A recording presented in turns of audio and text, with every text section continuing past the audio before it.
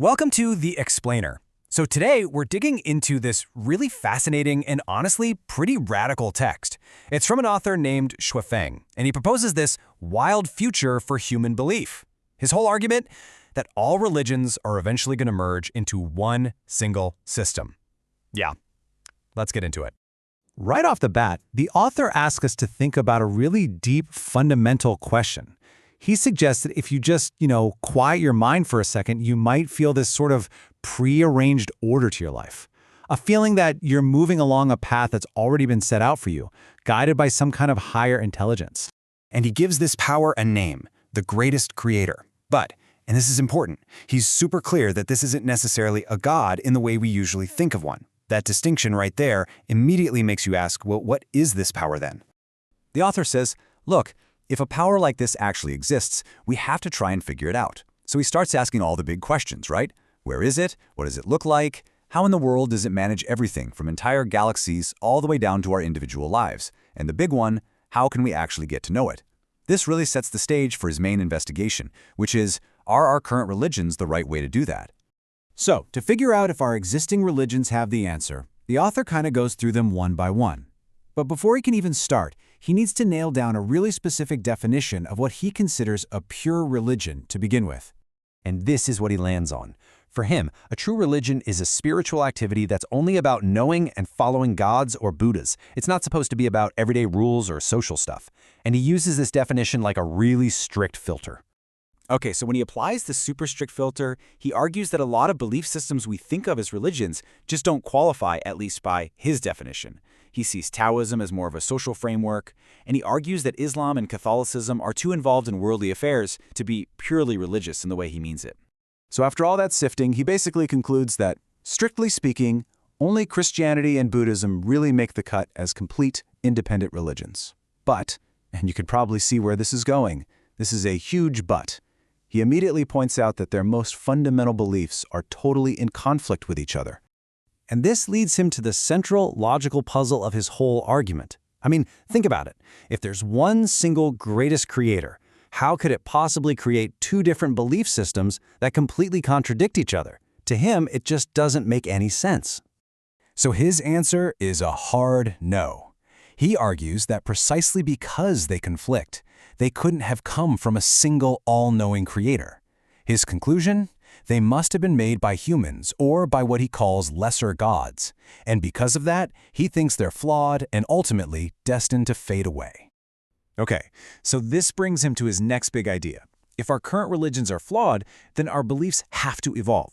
He makes the case that just like every other part of human knowledge, our spiritual understanding can't just stay frozen in time. And he uses a couple of really great analogies to explain what he means.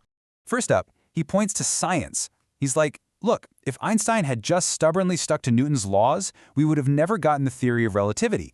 And if physicists today only used relativity, we'd never be able to explore the bizarre world of quantum mechanics. Science is always building on what came before. It evolves. And he does the same thing with math. We started with just simple counting, natural numbers.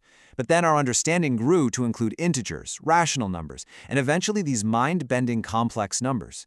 Each new step let us solve problems that were totally impossible before. So this is the kicker. If our understanding of physics and math has to evolve to get better, why on earth should our understanding of the universe's creator be any different? He argues that clinging to doctrines from 2,000 years ago is like trying to solve quantum physics using only the numbers 1, 2, and 3. It just doesn't work. So, after taking apart the past, he starts to build his vision for the future, and he predicts that it's inevitable. All religions are going to unify into one single new belief system, one that finally moves past the limits of the old ways.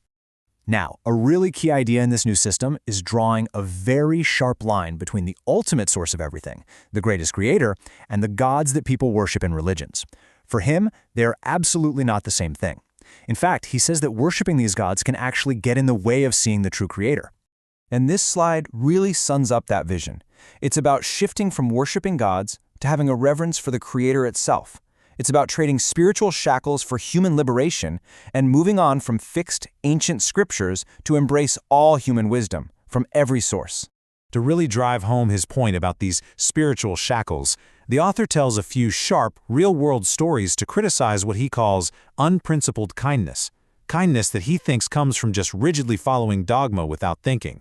For example, he mentions a Buddhist master who apparently said that if a mosquito is biting you, you should just let it finish, as long as it's not on your face, of course, because killing it would be taking a life.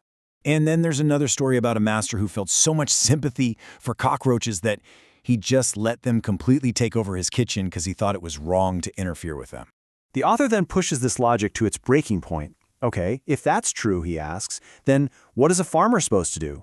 I mean, weeds are life too, so should farmers just let them run wild and destroy all the crops, leading to mass starvation, all in the name of this kind of kindness? His point here is that true Buddhist teachings value all life, and that includes the crops, and it includes the people who need to eat them. He argues that kindness has to be balanced with reason. Kindness without any principles, he says, is just ignorance that lets bad things happen. And he ties this all together to make his bigger point. The real purpose of any spiritual path should be to set us free, to liberate us. He suggests that the more rules and regulations a religion piles on, the further it's probably gotten from the original freeing message of its founder. So this all leads to his final take on religion as we know it. In his mind, it wasn't just handed down from on high by some supernatural power. No, he concludes it's a product of our own world, a direct reflection of our human emotions, our hopes, our dreams, and especially our fears. And that's our explainer. The author leaves us with this final, really provocative question. If our beliefs aren't divine rules, but are actually just mirrors of ourselves, what does that mean for the future of what we choose to believe and why we choose to believe it?